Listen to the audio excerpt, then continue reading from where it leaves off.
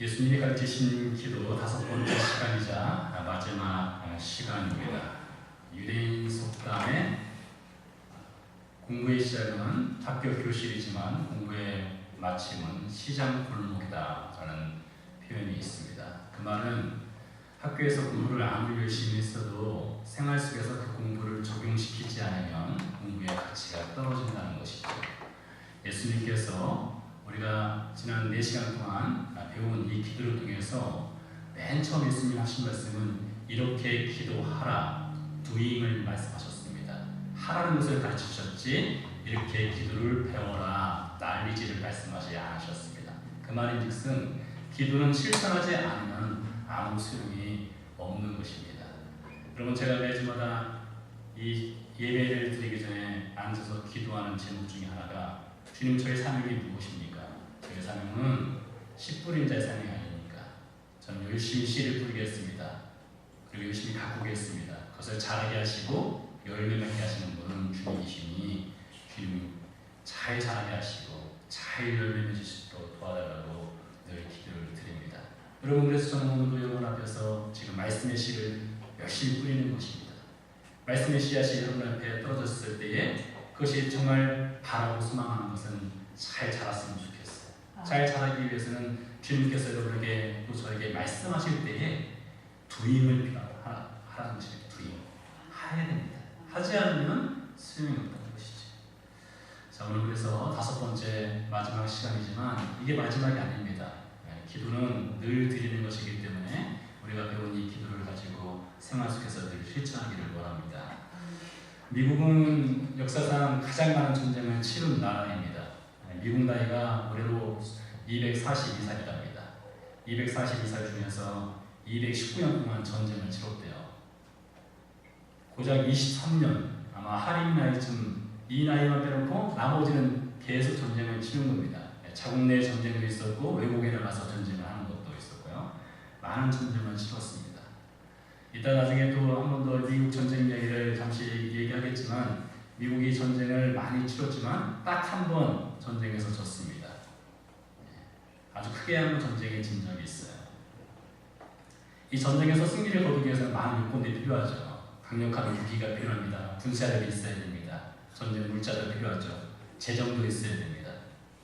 그런데 여러 조건이 맞아도 누가 적인지 누가 아군인지 구분이 되지 않으면 전쟁은 절대로 승리할 수가 없습니다.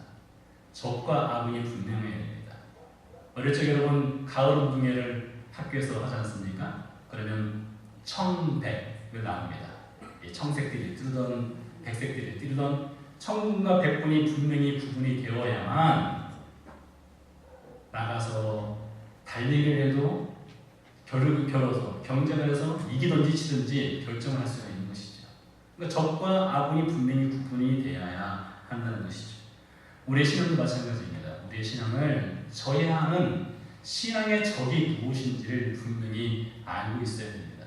신앙의 적이 또 신앙의 아군이 누구인지가 분명하지 않으면 신앙생활을 하는데 매우 어려움을 겪을 수밖에 없습니다.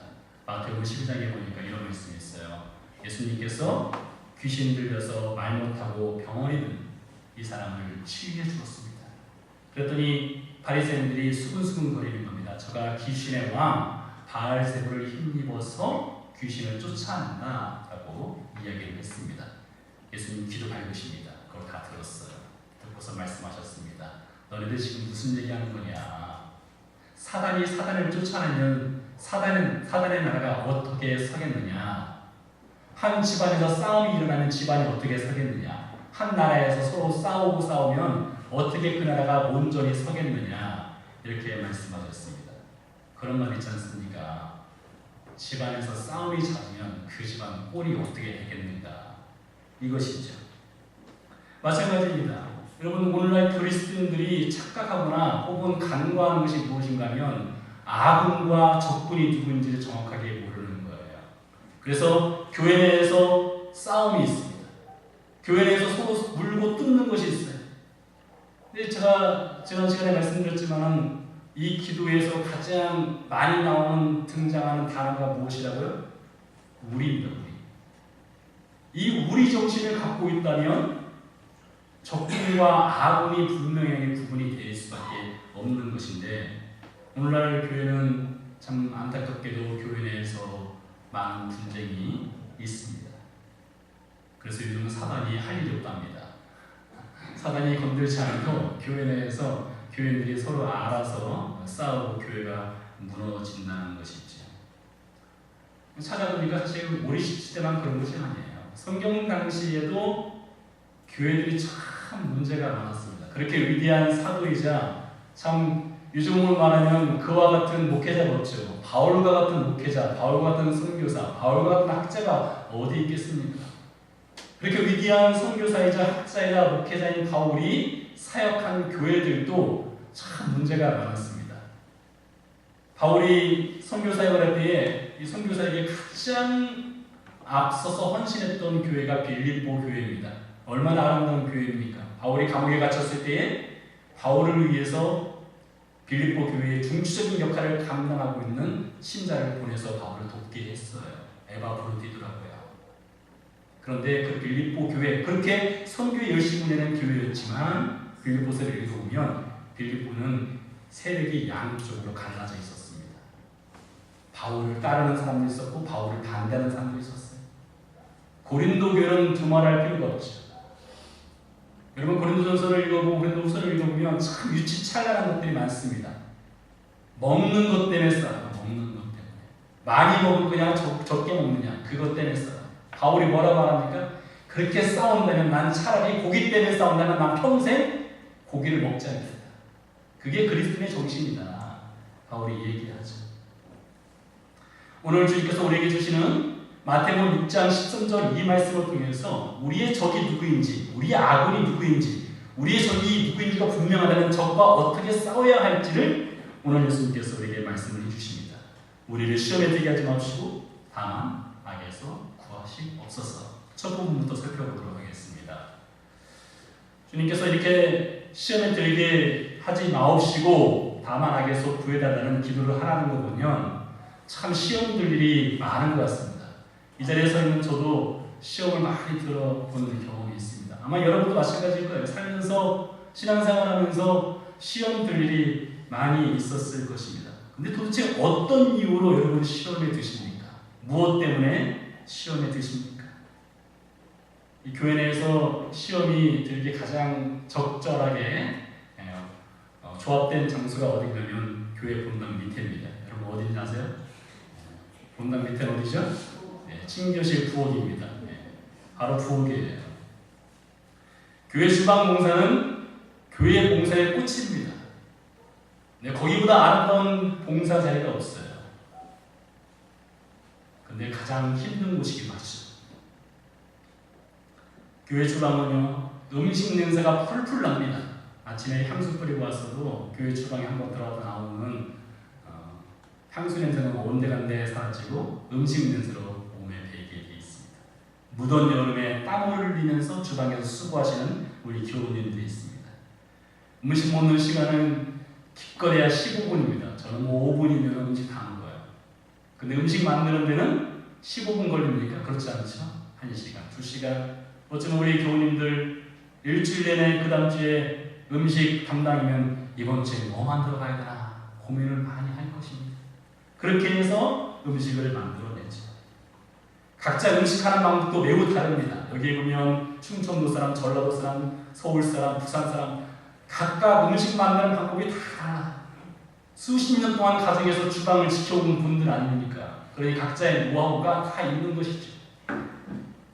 누구의 손맛이 더 좋다, 누가 더 맛있게 한다, 덜 맛있게 한다 이것이 아닙니다. 각자의 방법이 있습니다. 그러다 보니 소금을 1스푼 넣어야 된다, 2스푼 넣어야 된다, 2스푼 반을 넣어야 된다, 반 스푼만 넣어야 된다, 간장을 넣어야 된다, 말아야 된다. 이 주방에서 여러 가지 목소리가 나올 수밖에 없습니다. 그러다 보니까 가장 시험되기 좋은 장소는 교회의 주방입니다. 한 인터넷 기독신문에 김은정이라고 하는 분이 교회 봉사와 관련된 글을 썼어요. 아주 글을 재밌게 쓰셨더라고요.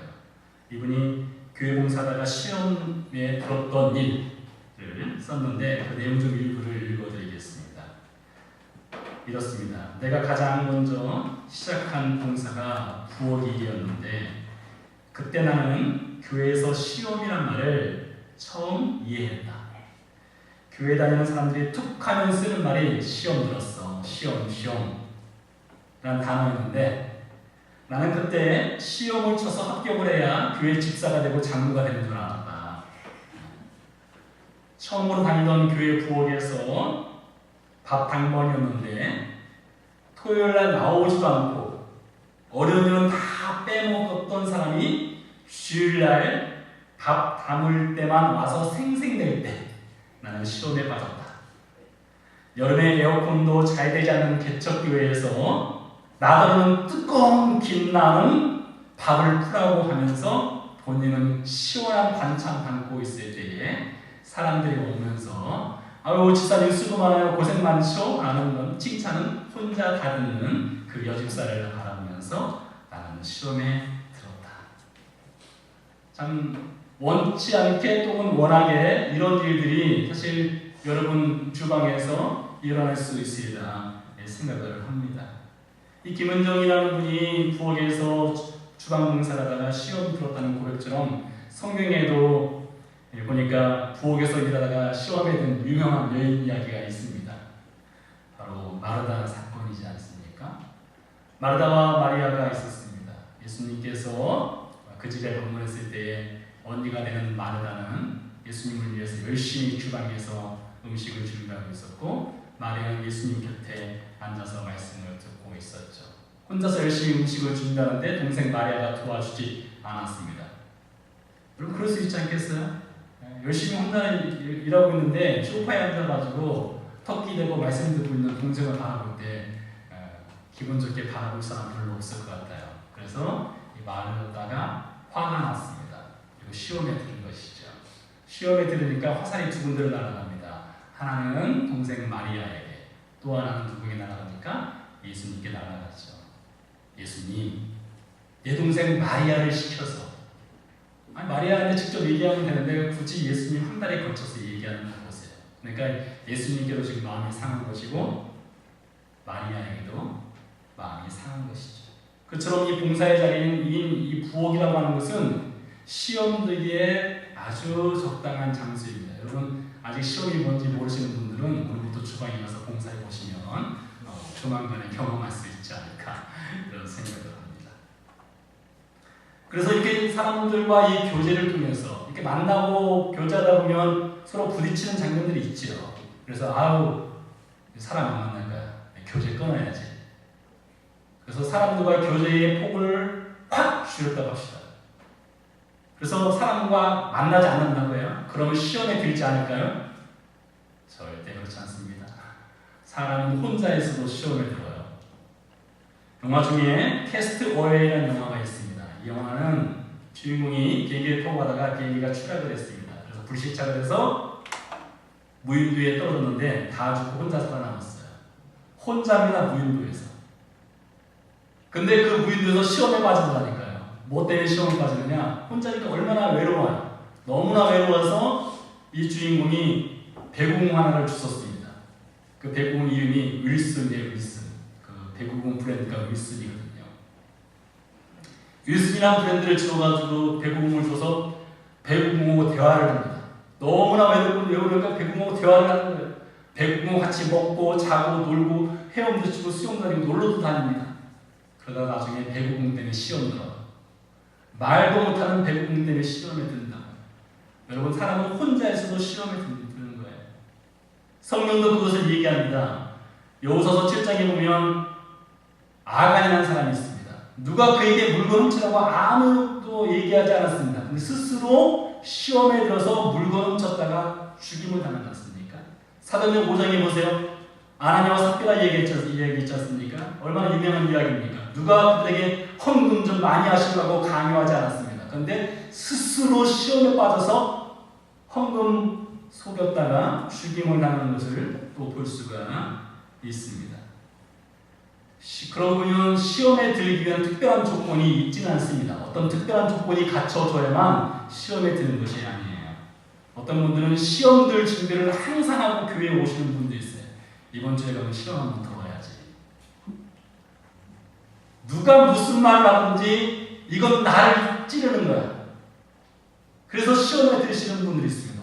여러분 모르겠습니다. 제가 여러분들에게 지금 말씀 전하는 이 시간도 어우 저 목사 오늘은 나 찌르네 이렇게 생각할지 모르겠습니다. 시험들 준비를 하고 교회에 오시는 분들, 때로는 작은 칭찬으로 인해서 시험에 드는 사람도 있습니다. 사울이 블레셋과의 전쟁에서 승리를 거두었습니다. 그리고 성내로 돌아올 때 여인들이 환성을 치며 노래를 불렀습니다. 사울이 죽인 자는 천천히요, 다윗이 죽인 자는 만만히다 했습니다. 그것 때문에 삐졌습니다. 시험에 드는 거예요. 왜 나는 천천히냐, 내가 만만해야지. 그래서 평생 그 인생을 망쳐버렸습니다. 여러분이 시험이라는 것이 간단한 것이 아닙니다. 여러분의 인생을 완전히 망칠 수도 있는 것이 시험이라는 것이에요. 부엌에서 시험 들기, 친한 사람들로부터 시험 들기, 목사로부터 시험 들기, 작은 칭찬에 시험 들기, 봉사다 시험 들기. 제가 찾아보니까요, 교회 교인들 중에 80에서 90%는 목사 때문에 시험 든답니다. 그러니까 시험의 주된 원인이 누구냐? 이 자리에 있는 제가 된다는 거예요. 목사가 말 바꿀 때, 말 바꾸면 시험 든답니다. 목사가 좋은 집에 살면 시험 든답니다. 목사가 좋은 차를 사면 시험 든답니다. 목사가 좋은 옷을 입으면 시험 든답니다. 이 좋은 자가 붙으면 다 시험에 드는 거예요. 좋은 자가 붙으면. 나쁜이 들어가면 시험에 안 드는 겁니다. 이렇게 사람들은 시험에 많이 들어요. 시험에 들면 그 사람이 미워지게 됩니다. 그리고 교제를 점점 끊어가게 돼 있어요. 멀리하고 싶어지게 됩니다. 자, 그러면은 교제를 하지 않고 점점 관계를 멀리하고 관계를 단절시키면 시험에서 완전히 해방될 수 있느냐? 그렇지 않습니다. 거기에는 원인이 있어요. 다른 원인이 있기 때문에 시험에서 완전히 빠져나오지 못하는 거예요. 오늘 주된 말씀은 이것입니다. 본질적인 원인이 있는 거예요. 그 본질적인 원인이 파괴되지 않고 원인을 해결하지 못하면 여러분 평생 우리는 시험에 들고 빠지고 그러기를 반복할 수밖에 없는 것입니다. 그래서 오늘 본질적인 원인을 우리가 잘 알아야 되는 거예요. 전쟁에서 승패는 말씀드린 것처럼 얼마나 강력한 군사력을 지니고 있느냐, 그거보다 더 중요한 것은 무엇이라고요? 적과 아군을 분명하게 구분하는 것입니다. 그렇지 않으면 승리하지 못하는 거예요. 서울대학교 대학원 국제대학원에서 생각하는 박태균 교수가 쓴 베트남 전쟁이라는 책이 있습니다. 그 책에 보면 왜 베트남 전쟁에서 미국이 실패할 수밖에 없었는가에 대해서 이렇게 이야기를 하고 있습니다. 그 이유는 적이 누구인지 아군이 누구인지 분명하게 구분되지 않았기 때문이다. 그러니까 242살을 먹은 미국이 219년 동안 전쟁을 했는데 219년 전쟁에서 유일하게 한 번 패한 베트남 전쟁, 그렇게 수많은 전쟁 물자를 쏟아붓고도 전쟁에서 패할 수밖에 없었던 그 본질적인 이유는 전쟁 무기가 나빠서 군사력이 좋지 않아서 경제적으로 어려워서가 아니라 적과 아군이 구분되지 않았기 때문인 것이죠. 여러분, 우리가 시험에 들 때에 적이 누구인지 분명하게 아는 것, 그래서 너무나 중요한 것입니다. 에베소 6장에서 바울은 우리의 적이 누구인지를 이렇게 말하고 있습니다. 에베소 6장 12절 말씀입니다. 우리의 씨름은, 즉 우리의 싸움은 혈과 육이 아니라 있습니다. 즉 이 말은 우리의 싸움의 대상은 여러분 옆에 자리에 있는 교우가 아니라는 것입니다. 여러분이 싸워야 할 대상은 이 목사가 아니라는 것입니다. 통치자들과 권세들과 이 어둠의 세상 주관자들과 하늘에 있는 악한 영들이라 했습니다. 즉 우리의 싸움의 대상, 우리를 시험하는 대상은 누구냐? 마귀, 사단이라는 것이에요. 여러분, 지난 한 주간 동안 혹은 여러분 지난 한 달 동안 사단 마귀 때문에 시험 들었어, 이런 고백이 있으셨습니까? 아니면 누구 때문에 시험 들었어, 이런 고백이 있었습니까? 그러니까 본질적으로는 우리가 시험에 드는 원인이 누구냐, 누구로부터 오느냐? 사단 마귀로부터 오는 것이지 누구 때문에 오는 것이 아니라는 것입니다.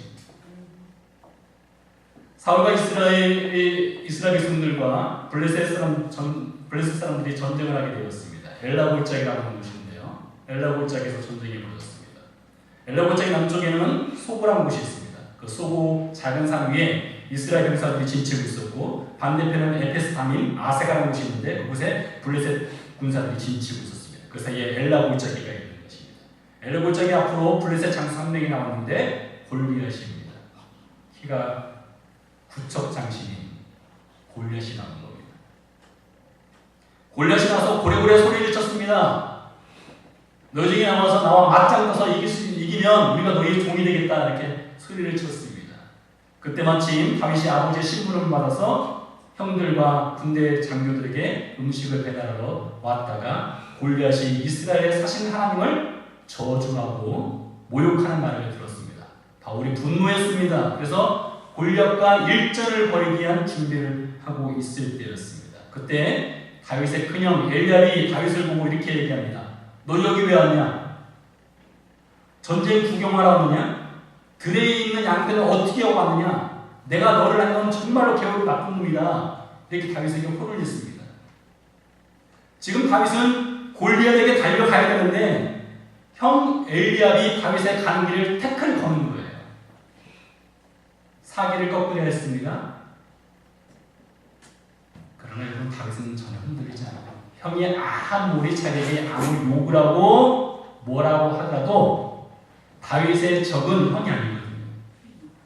다윗의 적은 골리앗이기 때문입니다. 그러니까 적과 아군이 분명하기 때문에 다윗이 물맷돌을 손에 들고 형을 향해서 물맷돌을 던지는 것이 아니라 골리앗을 향해서 물맷돌을 던지는 거예요.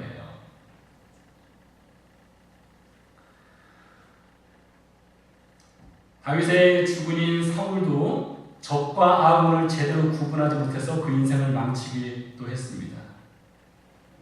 사울에게 다윗은 어떤 인물입니까? 충성스러운 부하이자 신하였습니다. 그처럼 충성스러운 부하가 없었죠. 그런데 사울은 다윗을 적으로 여겼습니다. 그리고 다윗을 죽이기 위해서 그 인생의 대부분을 허비했습니다. 그러나 다윗을 보세요. 다윗은 아무리 사울이 자신을 죽이겠다고 쫓아와도 다윗은 사울에게 칼 한 번 들지 않았습니다. 죽일 수 있는 기회가 2번이 주어졌습니다. 절호의 찬스가 주어진 것이죠. 그런데 다윗은 칼을 들지 않았어요. 왜요? 그럼 사울은 다윗에게 적이 아니기 때문입니다. 사울과 다윗의 사랑하는 친구인 요나단이 길보아 산 전투에서 죽었습니다. 전사했어요. 그때 이후에 다윗이 어떤 태도를 취했는가를 보면 다윗이 정말로 사울을 적으로 여겼는가 아군으로 여겼는가를 알 수가 있는데요. 사울과 요나단이 죽었을 때 다윗이 금식을 했습니다. 이미 죽은 자신을 죽이겠다고 그렇게 쫓고 쫓았던 사울이었지만 적이 아니기 때문에 사울의 죽음을 애도하면서 금식을 했고 심지어 조가를 썼어요. 슬픔을 표현하는 시를 써서 노래를 지어 불렀고 그것이 성경에 기록되어 있습니다. 왜요? 적이 아닙니까? 실제 적은 따로 있기 때문입니다. 다윗이 여러 번 살아가면서 실패를 많이 했습니다. 실수도 많이 저질렀어요. 저는 사실 다윗이라는 인물을 썩 그렇게 좋게 평가하는 사람이 아닙니다. 물론 저 자신도 제 스스로가 평가할 때 아주 낮은 점수를 주겠지만 다윗도 그렇게 좋은 점수를 받을 만한 인생을 살지는 못했습니다. 그러나 다윗은 분명한 것이 있었습니다. 적이 누구인지, 아군이 누구인지, 누구를 대적해야 되는지, 누구를 향해서 칼을 들어야 되는지 그는 분명하게 알고 있는 인생이었다는 것입니다. 여러분 기억하십시오. 마귀는 절대로 전면전에 나서지 않습니다. 마귀는 그의 모습을 전면전에 나서서 내가 마귀다라고 말하면서 여러분을 실험하지 않습니다. 마귀가 가장 잘 쓰는 방법은 여러분 옆자리에 있는 분을 이용하는 것입니다. 안타깝게도 우리는 우리 자신도 알지 못하게 우리 스스로가 마귀에게 이용당해서 시험거리를 제공하는 통로 역할을 하는 경우가 있습니다. 대표적인 인물들이 욥기에 나옵니다. 욥이 한날에 10자녀를 잃었습니다. 재정이 파탄났습니다. 아내는 저주를 하고 떠나버렸습니다. 몸에는 종기가 나고 고름이 나고 그래서 토끼주걱으로 몸을 벅벅 긁어대었습니다. 여러분 상상을 해보세요. 그게 사람이 살만한 상황입니까? 완전히 폐가망신했습니다. 죽기 일보 직전입니다. 살지 못해서 죽지 못해서 사는 거예요. 그때 욥의 친구들이 찾아왔습니다. 일주일간 욥과 함께 침묵 속에서 함께 울고 함께 위로해 줬습니다. 일주일 지나고 나서가 문제죠. 생각해보니까 욥의 친구들은요, 일주일 동안 침묵하면서 위로했지만 동시에 무엇을 생각했냐면 욥이 왜 저랬을까? 욥이 왜 저런 고난을 당할까? 혹 죄 때문에 그런 생각이 싹 텄던 것 같아요. 그리고 일주일이 지나자마자 그들이 입을 열어서 욥을 저주하기 시작합니다. 욥을 시험하기 시작합니다. 욥을 욕합니다. 너가 죄를 지었으니까 이런 거 당한 것이지, 그렇게 말을 하기 시작하는 것이에요. 왜 그랬을까요? 그들은 이용당한 것입니다. 마귀 사단으로부터 겉으로는 아름답게 포장했지만, 욥을 위로하겠다고 포장했지만 포장지를 뜯고 나니까 마귀 사단의 모습이 그들을 통해서 드러나는 것입니다. 그래서 욥을 끝까지 시험하는 것을 볼 수가 있습니다. 사단의 도구가 되어버린 것이죠. 마태복음 16장에 보십시오. 마태복음 16장에 예수님께서 베드로를 칭찬했습니다. 발용하 시몬아, 내게 복이 있도다. 이를 내게 알려는 것은 하나님의 성령이 너를 알게 하고 계시다. 베드로를 그렇게 칭찬했습니다. 근데 바로 이어서 베드로가 뭐라고 합니까? 주여, 그렇게 하시면 안 됩니다. 주님이 십자가 지면 안 됩니다 하고 주님이 십자가 지고 가는 길을 그가 태클을 거는 것을 볼 수가 있습니다. 그때 주님께서 뭐라고 하십니까? 베드로를 바라보면서요, 사단아, 너는 나를 넘어지게 하는 자로다. 내게로 물러가라. 예수님께서 보신 것은 베드로를 보신 것이 아니라 베드로를 이용하고 있는 사단을 본 거예요. 그러니까 적을 분명하게 예수님 아시고 그 적을 대적하는 것이죠. 그렇다고 해서 여러분 주방에서 오늘 혹시 서로 이렇게 목소리 높이고 그러면 저 뒤에 사단이 있지, 사단아 물러가라 하고 소리 지르면 그것 때문에 또 다른 시험 듭니다. 여러분 그렇게 하시면 안 됩니다. 스스로가 조심하셔야 돼요. 스스로가 무슨 말을 하든지 무슨 행동을 하든지 한 번 더 생각하고 두 번 더 생각하고 세 번 더 생각하고 말하면 사단에게 이용당하지 않을 수가 있어요. 사단을 물리치기 위한 가장 좋은 방법이 오늘 마태복음 6장 13절 중반 이하에 기록이 되어 있습니다. 후반절인데요. 그 방법은 이겁니다. 여러분 이 방법을 한번 써보시기 바랍니다. 사단이 여러분을 유혹하거나 누구를 시험하려 할 때에 이 방법입니다. 나라와 권세와 영광이 영원히 아버지의 것입니다. 하나님의 대적자이자 모든 그리스도인의 원수, 적인 사단이 가장 싫어하는 기도가 바로 이 기도예요. 왜 그런가 하면 이 사단은 하나님의 나라, 하나님의 권세, 하나님의 영광을 그가 차지하고 싶었거든요. 창세기 3장부터 인류 종말의 시기까지 사단이 끝까지 놓지 않고 붙잡고 싶고 그가 빼앗고 싶은 것이 무엇이냐면 하나님의 나라, 하나님의 권세, 하나님의 영광입니다. 근데 우리는 무엇을 고백합니까? 그것은 너의 나라도 아니고 너의 권세도 아니고 너의 영광도 아니고 그 영광과 그 나라와 그 권세는 하나님께 속해 있다. 그 고백을 하는 것입니다. 여러분 사단은 제일 싫어하는 것이 자신을 무시하는 거예요. 사단이 있지만 사단을 무시하십시오. 사단을 무시하고 사단이 아닌 하나님께 영광을 드리는 거예요. 하나님의 나라와 하나님의 권세가 있다는 것입니다. 요한계시록 보면 우리에게 최종적이고 불가역적인, 요즘 많이 쓰는 정치적에서 많이 쓰는 단어죠. 최종적이고 불가역적인 메시지가 있습니다. 그것은 무엇입니까? 사단은 졌다는 것입니다. 사단은 이미 진 거예요. 사드락과 메삭과 아벳느고가 7배나 뜨거운 풀물불 앞에 그들이 섰습니다. 사단은 뒤에서 웃었겠죠? 너네 다 죽었다. 웃었을 것입니다. 사단은 바벨론 느부갓네살 왕을 이용해서 사드락과 메삭과 아벳느고가 하나님이 아닌 우상에게 절하리라고 생각했습니다. 그러나 성경이 무엇에 말합니까? 무릎을 꿇은 것은 사드락과 메삭과 아벤느고가 아니라 느부갓네살 왕이었습니다.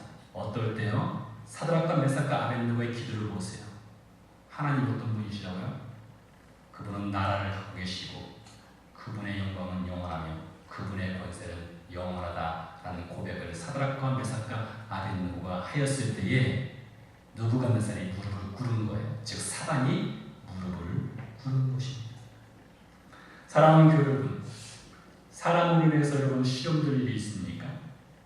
그래서 여러분의 믿음이 흔들리고 신앙생활에 진보가 없습니까? 생각해보세요. 누구 때문에 여러분 시험 들고 누구 때문에 신앙생활에 진보가 없을 정도로 여러분의 인생을 그렇게 허비하고 싶겠습니까? 그 정도로 여러분 인생이 가치 없는 것입니까? 그렇지 않습니다. 누구 때문에 시험 들고 누구 때문에 신앙생활 하지 못하고 누구 때문에 교회 나오지 못하는 그 정도로 여러분의 인생이 무가치한 것이 아니에요. 그보다 훨씬 여러분 가치 있습니다. 그렇기 때문에 여러분 사람으로 인해서 시험 들 때 어떻게 기도하라고요? 나라와 권세와 영광이 아버지께 영원히 있습니다. 기도하겠습니다.